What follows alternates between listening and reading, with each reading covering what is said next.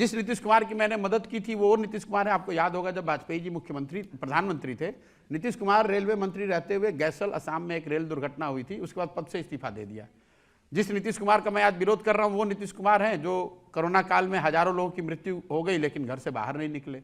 जो आज जहरीली शराब से 100 लोग की मृत्यु होती है तो हंसकर कहते हैं जो पिएगा वो मरेगा। जिस नीतीश कुमार की मैंने मदद की थी उसके बारे में एक बिहार में समझ थी कि ये आदमी सुशासन के लिए, गवर्नेंस के लिए जाना जाता है, ये बिहार को सुधारने का प्रयास कर रहे हैं। आज जिस नीतीश कुमार का विरोध कर रहे हैं वो नीतीश कुमार है जिनके राज को लोग अधिकारियों का जंगल राज बता रहे हैं। और सबसे बड़ी बात देखिए, कई बार जब ये लोग सवाल पूछते हैं अरे भाई आप तो 5 साल पहले नीतीश के, आपने 10 साल पहले मदद की थी। लोकतंत्र आपको क्या बताता है? आप जिस नेता का, दल का भी मदद करना चाहते हैं, जिसमें भी आपकी आस्था है, श्रद्धा है, जिस पर भी विश्वास है, वो आप उनकी मदद कीजिए, उनको वोट कीजिए। लेकिन वो भरोसा और वोट 5 वर्ष के लिए है, जीवन भर की बंधुआ मजदूरी नहीं है। जब उनका काम अच्छा लगा उनके साथ खड़े हुए, जब उनका काम अच्छा नहीं लगा तो वही लोकतंत्र और संविधान मुझे ये जिम्मेवारी देता है, बताता है कि नागरिक होने के नाते आप अगर कोई गलत कर रहा है तो उसका उसी मजबूती से विरोध भी करें। अगर हम लोग ये नहीं करेंगे तो रजत जी 5 वर्ष पे चुनाव होने की जरूरत ही क्या है? आपने एक बार मोदी जी की मदद कर दी, एक बार नीतीश जी को वोट दे दिया, आप जीवन भर उन्हीं को रहने दो। यहां सवाल रिश्तों का है। रिश्ते व्यक्तिगत है, लेकिन बिहार में जो आज स्थिति है, बिहार आज भी देश का सबसे गरीब, सबसे पिछड़ा, सबसे ज्यादा भुखमरी और बेरोजगारी वाला राज्य है। वो मेरे और नीतीश के बहुत अच्छे रिश्ते हों या खराब रिश्ते हों उससे मतलब नहीं है। अब जिससे आपके अच्छे रिश्ते हैं उसको आप धूर्त और सांप कहते हैं। नहीं, मैंने खराब होंगे उसका क्या करेंगे? मैंने वो भले खराब हो जाए, मैं ये कह रहा हूं कि जो नीतीश कुमार, मैंने उनको धूर्त नहीं कहा, मैंने कहा कि जो वो कर रहे हैं वो विशुद्ध तौर पर राजनीतिक धूर्तता है। आप आज किसी के साथ गए, अभी कहा कि मैं तेजस्वी यादव यहाँ का भविष्य है, मैं अब तो मेरा जीवन का लक्ष्य है कि तेजस्वी यादव को बढ़ाऊंगा। अगले दिन कह रहे ये आदमी तो बिल्कुल बच्चा है, इसको कुछ नहीं, अब तो मैं मोदी जी के साथ रहूंगा। फिर 4 दिन के बाद कहिएगा कि अब तो नया, मुझे सामाजिक न्याय वाले, हम लोग सब सोशलिस्ट एक साथ रहेंगे। फिर अगले बार कहेंगे मैं तो हमेशा से भाजपा ही था। तो मैं इसको राजनीति, मैं उनके जो वो कर रहे हैं उसको राजनीतिक धूर्तता वो ये कहते हैं कि प्रशांत किशोर को मेरे पास अमित शाह ने भेजा था।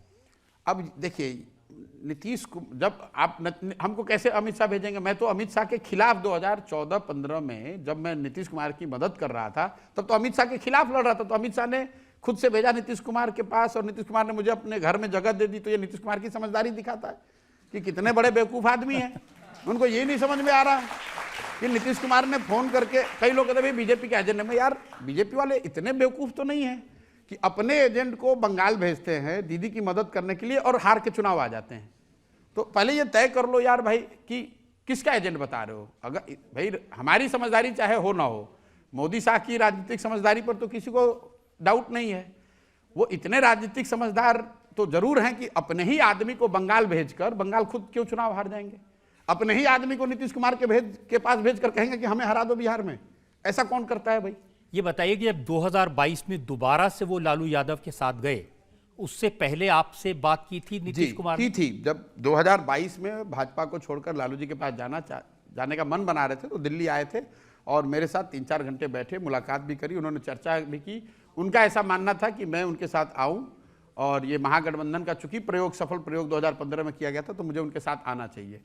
उस समय मेरी चर्चा भी हुई, फिर मेरा मन बना नहीं और वो आगे बढ़कर वहाँ गए, उन्होंने फिर गठबंधन बना लिया। बनाने के बाद फिर मेरी उनसे मुलाकात हुई ऑफिशियली और उन्होंने कहा यही बात कि फिर वापस आइए, हमारे पार्टी में रहिए, हमारा आगे आप देखिए। मैंने कहा सर अब ये नहीं हो सकता है क्योंकि मैंने एक अपनी नई परिकल्पना लेकर अपना एक प्रयास बिहार में शुरू किया है और मैं उसी को करना चाहता हूँ। तो ये बात तो सही है कि दोबारा पलटी मारी, फिर आपसे पूछ के मारी? नहीं, पूछ के नहीं मारी, वो मुझे उन्होंने बताया। मैं अगर कन्विंस होता, अगर मैं सहमत होता तो जुड़ जाता उनके साथ, लेकिन मैं वो कन्विंस नहीं था कि ये काम सही होगा। इसीलिए, क्योंकि मैंने उस समय उसकी वजह भी बताई थी कि देखिए 2015 में जो महागठबंधन, देखिए फर्क आप लोग समझिए, महागठबंधन जो 2015 में बना था वो चुनाव के पहले बना था। बिहार की जनता को ये बताया गया कि भाई ये महागठबंधन है, ये कार्यक्रम है, ये चेहरा है, ये सपोर्टिंग पार्टी है, वोट दो। उन्होंने मैंडेट दिया था। लोकतंत्र में सबसे बड़ा जो ऑथेंटिकेशन है वो तो जनता के हाथ में है। अभी जो महागठबंधन उन्होंने बनाया ये बिना चुनाव के बनाया, ये तो पीछे चोर दरवाजे से बना लिया, चाहे भाजपा के साथ बनाए चाहे आरजेडी के साथ बनाए। मैं इसके विरोध में हूं। आज उनको भाजपा के साथ जाना है या आरजेडी के साथ जाना था, आप साथ में जाओ, डिसॉल्व करो, चुनाव लड़ लो, क्या दिक्कत है? लेकिन प्रशांत जी अब लेकिन नीतीश बाबू का तो ये सिस्टम बन गया है कि लोग कहते हैं कि दोनों ही पॉकेट में 2 लिखते हैं लेटर, एक में इस्तीफा और एक में नए मुख्यमंत्री का शपथ। और ये स्क्रिप्ट इतनी बार प्ले कर दिया गया है कि मतलब गए इस्तीफा दिया और 3 घंटे के बाद फिर आके शपथ ले लिया। 9वीं बार एक ही आदमी शपथ ले रहा है। किसने लिखा है कि जितनी क्लास तक तेजस्वी यादव पढ़े हैं उतनी बार वो शपथ ले चुके हैं? जी नहीं, लिखने वाले तो ये लिखा है कि तेजस्वी जी 9वीं क्लास भी नहीं पास हो गए, कम से कम 9 बार, ये तो 9 बार तो मुख्यमंत्री की शपथ ले चुके हैं नीतीश कुमार।